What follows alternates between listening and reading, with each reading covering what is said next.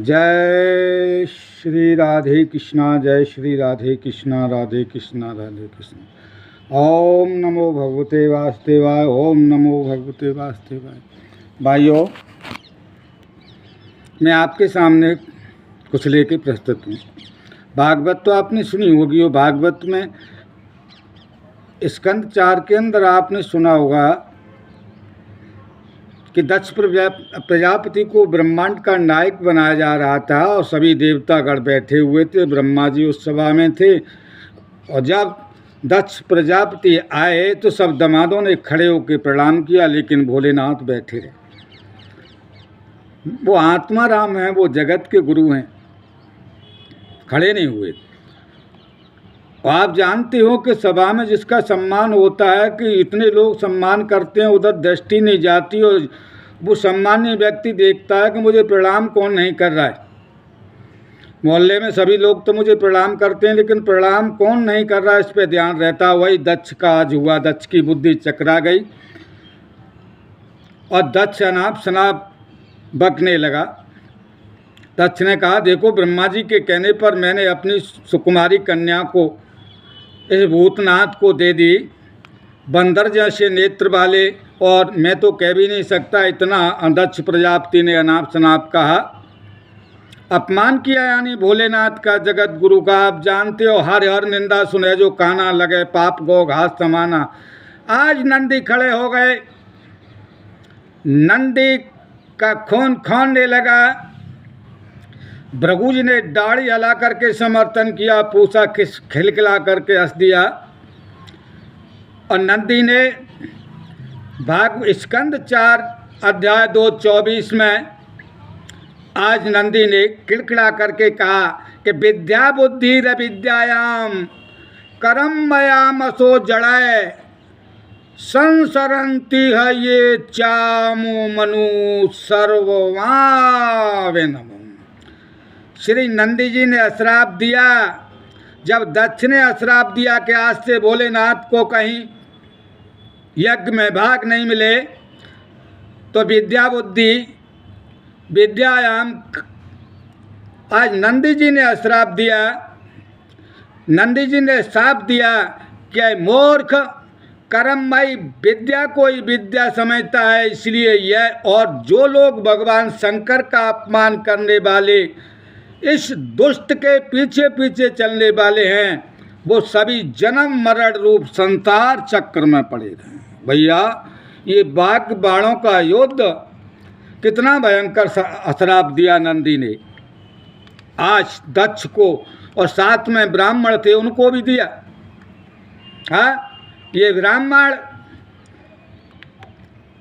4:2:26 में कहा कि ये ब्राह्मण सर्वभक्षा दुविजा विरक्ते धृत विद्या तपोव्रता वित्त देहे इंद्रिया रामा याचका विचरंत विवह। ये ब्राह्मण लोग भक्षा भक्ष के विचार को छोड़कर केवल पेट पालने के लिए ही विद्या तप और व्रत्याद का आश्रय लें तथा धन और शरीर और इंद्रियों के सुख के ही सुख मानकर उन्हीं के गुलाम बनकर दुनिया में भीख मांगते भटका करें। कितना भयंकर श्राप दिया भाइयों, किसी ने नहीं बताई होगी आपको, लेकिन भागवत में देख लेना। 4:2:26 में नंदी ने कहा, भीख मांगते हुए संसार में भटका करें।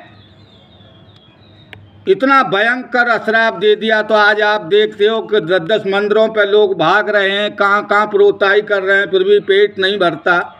असंतुष्टा द्रज नष्टा मनुस्मृति में आया। जब ब्राह्मणों को अश्राप लगा तो भृगु जी खड़े हो गए और भृगु जी ने आज इन शिव भक्तों को अश्राप दिया कि नष्ट सोचा मूढ़ दियो जटा भस्म स्थित धारिण विसंतु शिव दीक्षायाम यत्र देवम सुरासवम। जो लोग सोचाहार विहीन, मंद बुद्धि तथा जटा राख और हड्डियों को धारण करने वाले हैं, वो इस शैव संपदा में दीक्षित हों, जिसमें सुरा और आसब ही देवताओं के समान आदरणीय है।